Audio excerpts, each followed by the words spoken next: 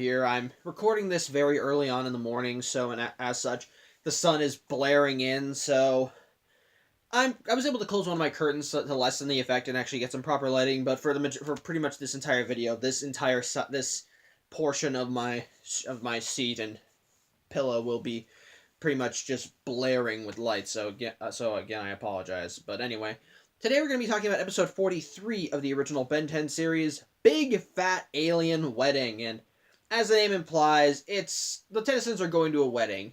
It's apparently the wedding of, I think, Ben's first cousin once removed, I'm not sure, named Joel, to a woman named Camille. Pretty much, they were there because Ben has been selected to be the ring bearer, much to his own chagrin.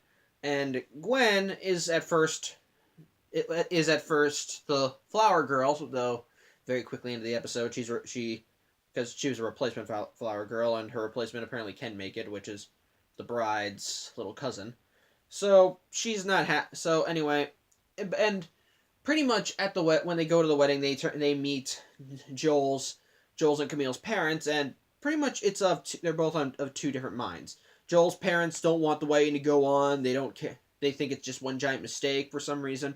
And Camille's parents are just gung ho and happy. They're ready to do this. They are supportive of what their daughter is doing, and as such, they're pretty much just saying kids will be kids. We can't do much about it. So and after they leave, Joel reveals that apparently his parents, being these little worrywarts, they're apparently not. Excuse me for a second.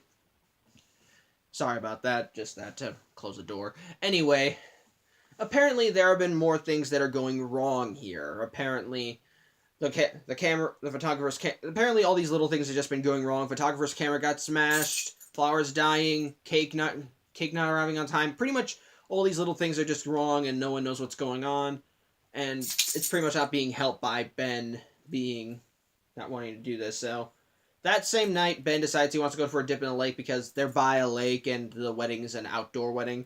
But while they're going to the wedding, when Ben is going down to take a dip, he sees the pastry truck racing right towards the wedding area. So Ben goes cannonbolt and stops it, but the resulting explosion causes most of the outdoor furniture to be set on fire, and as such, sorry, my dog is right here, and he wants to be in the video, and I have to make sure he doesn't. Anyway, Ben is able to stop the fire by jumping into the lake and pretty much causing all the water to go out and pretty much causing most of the water causing the water in the lake to put out the fire. But when he comes out of the lake, he's confronted by Joel's parents wielding high-tech guns, and I'll pretty much just explain this now. It's revealed that Joel and his parents are plumbers, or at least they were plumbers, and Camille and her family are aliens. Specifically, these shape-shifting mud aliens that are nicknamed sludge puppies. And apparently, and that's pretty much what they are, just giant living piles of mud. So, as such, and apparently in the universe, they are some of the baddest baddies out there, and apparently the plumbers and the sludge puppies have been going at it for just generations and generations, while Camille and Joel are the first generation to actually get along and actually form a relationship. So from their relationship, a truce was formed, and as such, if this wedding goes as planned, then pretty much everything, all these years of fighting, could be put to an end. They suspect that someone doesn't want that to happen, because on the same night that Ben was confronted by Joel's parents, they managed to get away with a smokescreen caused by Gwen, and Ben managed to get away, and Ben sees what looks like a sludge puppy escaping from the scene. So the next day, they're at the pre-wedding dinner. I think that's what it's called. I don't know. I haven't really been to a wedding for 2 years, so. Five. It was 2012. I'm going. Anyway. But anyway. As everyone's just going mushy and stuff, the caterer goes nuts because we saw him get attacked and being replaced by a sludge. It turns out that the saboteur was Camille's ex-boyfriend. Yeah. That's kind of amusing. And it turns out that his mentality for doing all this stuff is pretty much, if I can't have her, no one else can. So he attacks Joel, and Ben goes alien, and pretty much they said. So Ben is able to fend it off by getting it into some hot spring water, because mud and water don't mix, because he's living mud and water. I suspect he might have died, but anyway, pretty much after this whole ordeal, Joel's parents say if they can't cancel the wedding, they should at least bring weapons. And earlier, Joel made them promise not to bring any. And Camille's parents seem still very gung ho that everything's over, everything's fine, but Max still suspects something's up. And so the next day, the wedding goes as planned for the most part. But then just before Joel and Camille could say their vows, the parents come out, attack, and it turns out that they were the real masterminds behind this. That apparently they told the ex-boyfriend about the wedding to have him take the fall, and as such, they just didn't know. And as such, this whole ordeal was just their way of trying to get the plumbers in an area where they could kill them. Which I'll talk about that, and I'll talk about that at the end of this vlog. But anyway, the parents and their butler, because they have a personal butler that was following them around for the majority of the episode, they attack, and Ben goes heat blast and able to fight them off. The parents he manages to get the parents away into a wooded off area while Joel's parents, Max and Camille, because this is her special day, she's not letting anyone take it off, and it's actually kind of amusing to see her go nuts, which is both subdued and crazy, as she takes part in beating up the butler. So, as such, they each go, because Max is the one that Max did bring weapons because he didn't promise. So they're pretty much on two angles. They're both fighting them off.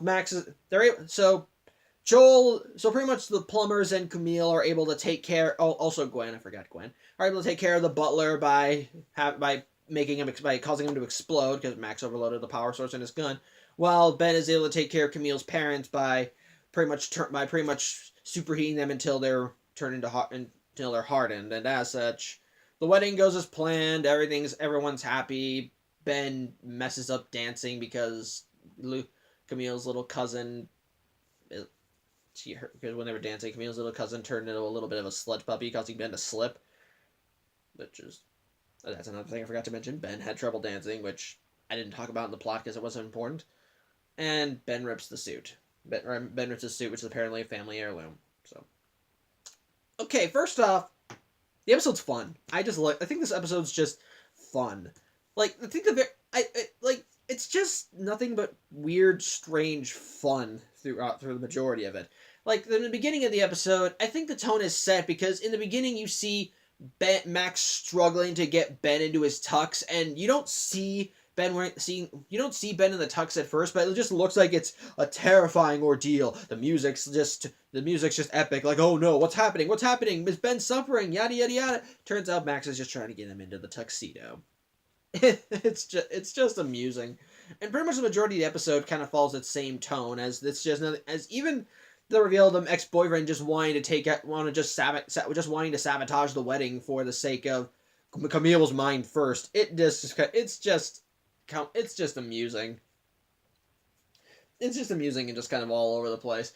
And I think when it comes down to it, I like seeing more of the plumber history. I like seeing more connections to plumbers. Like, we've seen plumbers here and there, and just to see more of Ben's family that are connected to the plumbers is nice, though I still don't know the exact connection. I think, again, I said he was his first cousin once removed, but I probably don't, I don't know, I might be wrong. But anyway. So, again, the action's still pretty nice, but I think it flows nicely, and I kind of like and it's also nice seeing the parents going nuts. The parents just going nuts because they're prejudiced against all these sludge puppies, and so they're of the mindset of this whole thing is just a terrible idea. Though in the end, they're the ones that accept Camille. So it's rather quickly too, because they're getting their asses handed to them by the butler, and she comes in and saves them, and that's what changes their mind. So, I think my biggest problem with this episode is kind of the climax with the parents. Like, because the parents are apparently the ones that were behind all of this. Like, they just don't. They're not the one. They apparently were the ones that were most against this, and they only let it go forth so they could get all the plumbers, so they could get all their worst enemies in the same area, so they can just take them out without any weapons to defend themselves. But I don't really understand this, because they stated that the ex-boyfriend, they set up the ex-boyfriend to take the fall, but I don't know. It feels like that they really didn't need to have someone take the fall, because no one suspected them. Like, they were supportive. Like, even throughout the majority of the episode, we don't really see them that much. They don't really do much, but they seem to be the ones that are. But they seem to be okay with the wedding and everything. So it's kind of hard to suspect them with all that in mind. So it's kind of strange. It's just kind of, and apparently just kind of after the boyfriend takes him, and even setting the ex-boyfriend up again.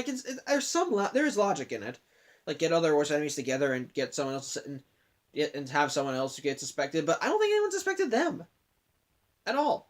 And even then, at the ex-boyfriend, could they have got? How did they know that he wouldn't have won? Like, if he did succeed, because he attacks in broad daylight, Ben is able to defeat him. But what if he didn't win? Like, they don't, because I think their plan of getting all their enemies together into the wedding only works if I think it only works if the ex-boyfriend was defeated. I guess you could probably say that in one way, and pretty much makes everything. It does work, because if he wins, they got rid of their enemies. If he loses, they just go forward with the original plan. So I don't know. Maybe it's just a nitpick of mine. I got their motivation just kind of felt a little out of nowhere for me, and even some of the decisions they make feel a little iffy. But otherwise, I think they're fine enough. I think what else can I talk about? I could talk about the designs for the sludges, which I admit are varied enough so that you can tell who's who. So you can tell who's who. Like, you see the parents in their full-on sludge puppy form. Camille, the mom is more slim and has all these little tendrils flowing out. And Camille has them when she's in her sludge puppy form, which they outright imply is not that her true forms. It's just kind of an in between her human form and her sludge form. And her dad is more bulky. Her ex-boyfriend and the butler are kind of less bulky, but still more pronounced than the women. So it's varied. I will say this, but I think really in the end they're just giant piles of mud, and it's not. I don't know. It's not. I feel like it could have been. I don't know. They could have been better in my opinion. They're not terrible. They're not terribly designed, because they are an intimidating threat and they do put up a good fight. And I like the shape-shifting powers, and even the fact that it's hard to hurt them since there are literally giant piles of mud. But otherwise, that's really all I can think about. I can't think of much else. Again, I think I could talk about again. I don't think I'll talk about well, maybe I guess I am talking about it. As I mentioned in the plot summary, there was a subplot with Ben not wanting to be the ring bearer and apparently having to learn how to dance for the reception. But really, in the broader scope of the episode, it doesn't really fit into anything. Because really, it doesn't really have a payoff except for Ben losing his footing thanks to Lucy, which is Camille's little cousin's name. But yeah, I can't really get much else to say. It's pretty much what you see is what you get. You got some nice action, a kind of humorous scenario, especially with the villains. Some good action, some good action, especially with who the enemies are. I can't really think of anything. I think it's just a rather amusing episode with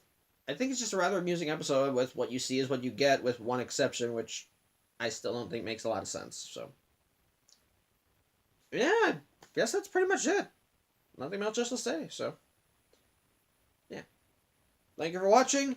I'm Samuel Johnson, and tune in next week where we will not be looking at the movie, which I will explain in another vlog. But otherwise, next time we're going to be looking at the next episode the episode that actually did air after this one. So, yeah, sorry to disappoint, but that's how it is. So, yeah, thank you for watching. I'm Samuel Johnson, and I will see you next week.